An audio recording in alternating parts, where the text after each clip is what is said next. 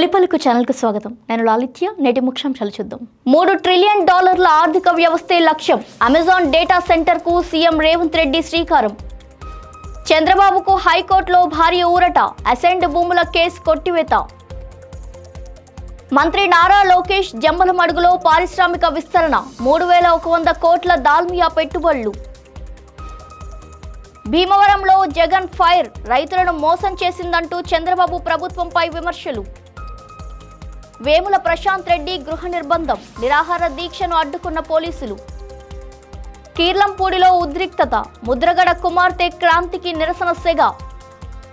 చెన్నూరు గురుకులంలో కలకలం. హాస్టల్ వీడిన 17 మంది విద్యార్థులు. తిరుమలలో హై అలర్ట్. ఆక్టోబస్ కమాండోల భారీ మాక్ డ్రిల్. మీర్పేట్లో భారీ అగ్ని ప్రమాదం. ప్లాస్టిక్ గోదాం అగ్నికి ఆహుతి. రేవంత్ డబుల్ ఓట్ వివాదం. ఎన్నికల సంఘానికి ఫిర్యాదు చేస్తానన్న ఆర్ఎస్ ప్రవీణ్ కుమార్. బకాయిల కోసం అద్దె వాహన యజమానుల సమ్మె. సచివాలయం వద్ద నిరసన. తమిళనాడు వ్యాప్తంగా కామరాజ్ జయంతి. నివాళులర్పించిన సీఎం విజయ్.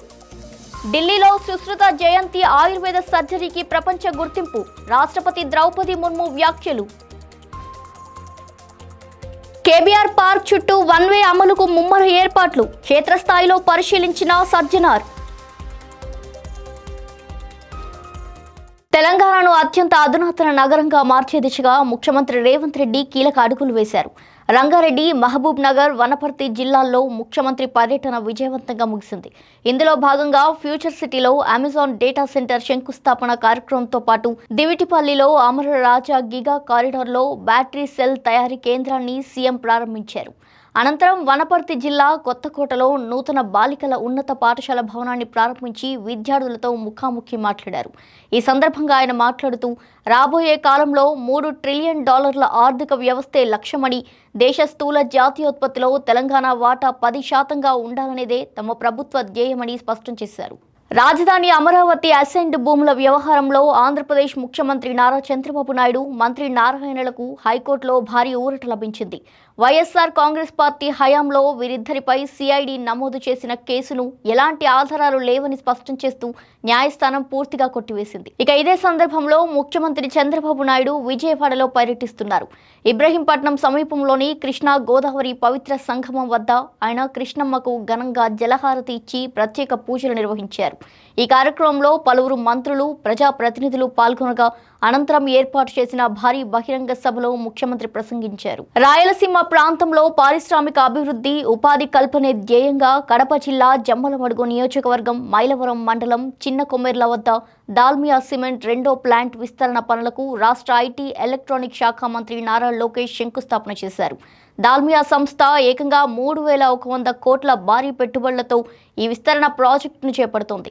ఈ ప్లాంట్ అందుబాటులోకి రావడం ద్వారా స్థానిక యువతకు కొత్తగా 700 మందికి ప్రత్యక్షంగా, పరోక్షంగా ఉపాధి అవకాశాలు లభించనున్నాయి. ఆంధ్రప్రదేశ్ను పారిశ్రామికంగా అగ్రగామిగా నిలపడమే కూటమి ప్రభుత్వ లక్ష్యమని, పరిశ్రమల స్థాపనకు ప్రభుత్వం తరపున పూర్తి సహకారం అందిస్తామని ఈ సందర్భంగా లోకేష్ స్పష్టం చేశారు. ప్రస్తుత కూటమి పాలనలో రాష్ట్రంలోని రైతాంగం తీవ్ర అవస్థలు పడుతుందని, ఏ ఒక్క పంటకు గిట్టుబాటు ధర లభించడం లేదని వైఎస్ఆర్సీపీ అధినేత, మాజీ ముఖ్యమంత్రి వైఎస్ జగన్మోహన్ రెడ్డి విమర్శించారు. ఈ రోజు భీమవరంలో నిర్వహించిన ఆక్వా రైతుల ముఖాముఖి కార్యక్రమంలో ఆయన చంద్రబాబు ప్రభుత్వంపై తీవ్ర స్థాయిలో ధ్వజమెత్తారు.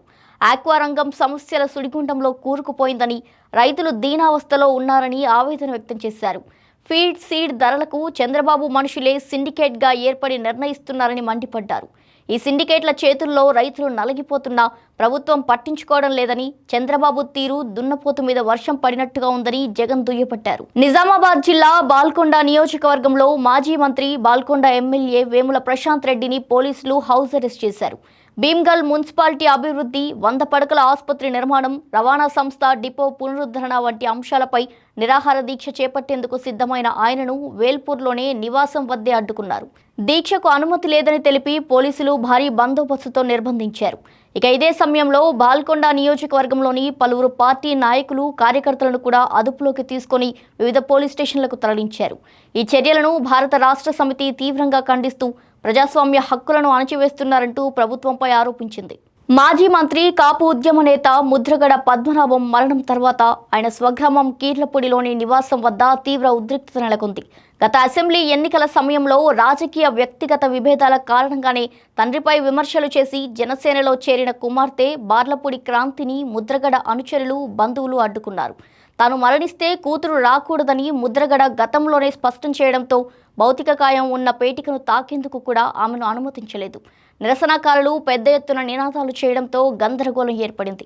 తండ్రిని చూసి క్రాంతి కన్నీరు పెట్టుకోగా పోలీసులు జోక్యం చేసుకుని ఆమెను అక్కడి నుంచి పంపించి వేయడంతో పరిస్థితి అదుపులోకి వచ్చింది. మంచిర్యాల జిల్లా చెన్నూరులోని మహాత్మా జ్యోతిబా పూలే గురుకులంలో తీవ్ర కలకలం రేగింది.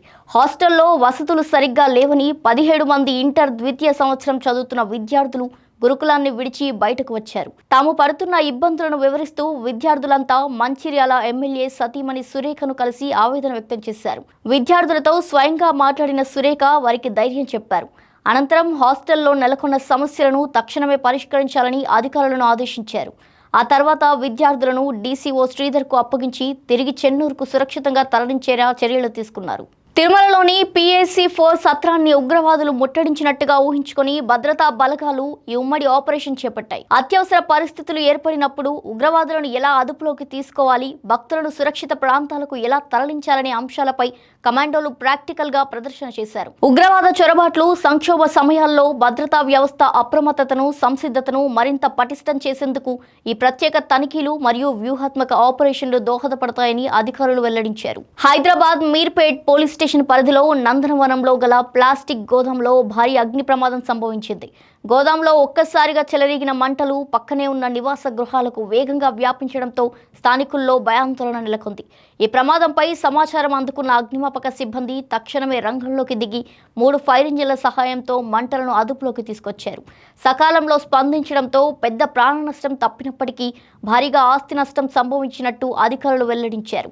ఘటనా స్థలానికి చేరుకున్న మీర్పేట్ పోలీసులు కేసు నమోదు చేసి ప్రమాదానికి గల కారణాలపై దర్యాప్తు కొనసాగిస్తున్నారు. ముఖ్యమంత్రి రేవంత్ రెడ్డికి 2 వేర్వేరు ప్రాంతాల్లో ఓటు హక్కు ఉందంటూ ఆర్ఎస్ ప్రవీణ్ కుమార్ సంచలన ఆరోపణలు చేశారు. ఒకే వ్యక్తికి 2 ఓట్లు ఉండడం ఎన్నికల చట్టాల ప్రకారం నేరమని, ఇందుకు 1 సంవత్సరం జైలు శిక్ష పడుతుందంటూ ఆయన స్పష్టం చేశారు. ఈ డబుల్ ఓటు వివాదంపై రాష్ట్ర ఎన్నికల ప్రధాన అధికారి వివరణ ఇవ్వాల్సి ఉండగా ప్రభుత్వం నియమించిన ఫ్యాక్ట్ చెక్ సంస్థ రేవంత్ రెడ్డి కార్యాలయం తరపున సమాధానం ఇవ్వడంపై ఆయన తీవ్రంగా మండిపడ్డారు. నిబంధనలకు విరుద్ధంగా వ్యవహరించిన సదరు సంస్థపై కేసు నమోదు చేయాలంటూ డిమాండ్ చేశారు. ఈ వ్యవహారంపై రాష్ట్ర ప్రధాన ఎన్నికల అధికారి మరియు జిల్లా ఎన్నికల అధికారిపై కూడా ఫిర్యాదు చేయనున్నట్టు ఆయన వెల్లడించారు. తమకు రావాల్సిన సుమారు 170 కోట్ల రూపాయల పెండింగ్ బకాయిలను తక్షణమే విడుదల చేయాలని డిమాండ్ చేస్తూ తెలంగాణ వ్యాప్తంగా అద్దె వాహనాల యజమానులు సమ్మెకు దిగారు. సచివాలయం మీడియా పాయింట్ వద్ద నిరసన తెలిపిన యజమానులు గత 18 నెలలుగా ప్రభుత్వం అద్దె బకాయిలు చెల్లించకపోవడంతో తీవ్ర ఇబ్బందులు ఎదుర్కొంటున్నామంటూ ఆవేదన వ్యక్తం చేశారు. ఇంధన ధరల పెరుగుదల నేపథ్యంలో నెలసరి అద్దెను 34,000 రూపాయల నుండి 55,000 రూపాయల వరకు పెంచాలని డిమాండ్ చేశారు.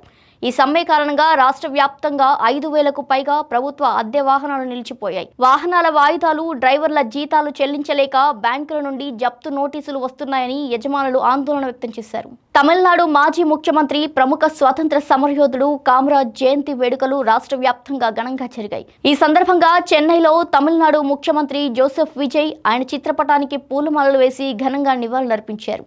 దేశ స్వాతంత్ర సమరంలో, తమిళనాడు విద్యా విప్లవంలో కామరాజ్ చేసిన సేవలను కొనియాడారు. ఇక మరోవైపు తేని జిల్లాలో జరిగిన కార్యక్రమంలో రాష్ట్ర మాజీ ముఖ్యమంత్రి పన్నీర్ సెల్వం పాల్గొని కామరాజ్ చిత్రపటానికి పూలమాలలు వేసి నివాళులర్పించారు. నిరుపేదల విద్యాభివృద్ధికి, సామాజిక సమానత్వానికి కామరాజ్ చూపిన బాటలోనే నేటి పాలకులంతా నడవాలన్నారు. ఆయన ఆశయాలను ప్రతి ఒక్కరూ స్మరించుకోవాలని ఈ సందర్భంగా నేతలు పిలుపునిచ్చారు.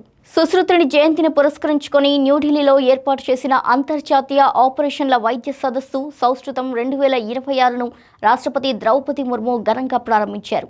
శతాబ్దాల క్రితమే ఆచార్య సుశ్రుతుడు సర్జరీ విధానాన్ని ప్రపంచానికి పరిచయం చేయడం ఆ కాలంలోనే గొప్ప విప్లవమని కొనియాడారు. ఈ సదస్సు ఆయుర్వేద సర్జరీ రంగంలో కొత్త పరిశోధనలకు దారితీస్తుందని రాష్ట్రపతి ఆశాభావం వ్యక్తం చేశారు. ఢిల్లీ లెఫ్టినెంట్ గవర్నర్ తరణ్జిత్ సింగ్ సంధు ఈ కార్యక్రమంలో పాల్గొని ప్రసంగిస్తూ శాస్త్రీయ విజ్ఞానం మరియు వైద్య నైతికతకు సుశ్రుతుడు అందించిన సేవలు భారతదేశం అంతులేని మేధస్సుకు నిదర్శనమన్నారు. కేబీఆర్ పార్క్ పరిసరాల్లో ట్రాఫిక్ సమస్యల నివారణకు ప్రతిపాదించిన వన్ వే రోడ్డు పనులను Hyderabad police commissioner VC Sajjanar, GHMC commissioner RV Karnan ఈరోజు క్షేత్రస్థాయిలో పరిశీలించారు. అధికారులు దాదాపు 5 కిలోమీటర్ల మేర కాలినడకన తిరుగుతూ ప్రధాన కూడళ్లను తనిఖీ చేశారు. ఈ సందర్భంగా పోలీస్ కమిషనర్ విసి సజ్జనార్ మాట్లాడుతూ వాహనదారులకు ఎలాంటి ఇబ్బందులు కలగకుండా ఉండేందుకు అవసరమైన రోడ్డు విస్తరణ పనులను త్వరగా పూర్తి చేయాలని ఆదేశించినట్టు సమాచారం. ముఖ్యంగా రోడ్డు దాటే పాదచారుల రక్షణ కోసం ప్రత్యేక సిగ్నల్స్, లేన్ మార్కింగ్ ఏర్పాటు చేయాలని స్పష్టం చేశారు. ట్రాఫిక్ ఇబ్బందులను తొలగించేందుకు అన్ని విభాగాలు సమన్వయంతో పనిచేస్తున్నాయని ఆయన వివరించారు. ఇవి వాటి బులెటిన్ డీటెయిల్స్. మరో బులెటిన్తో మళ్ళీ కలుద్దాం. చూస్తూనే ఉండండి తొలి పలుకు న్యూస్.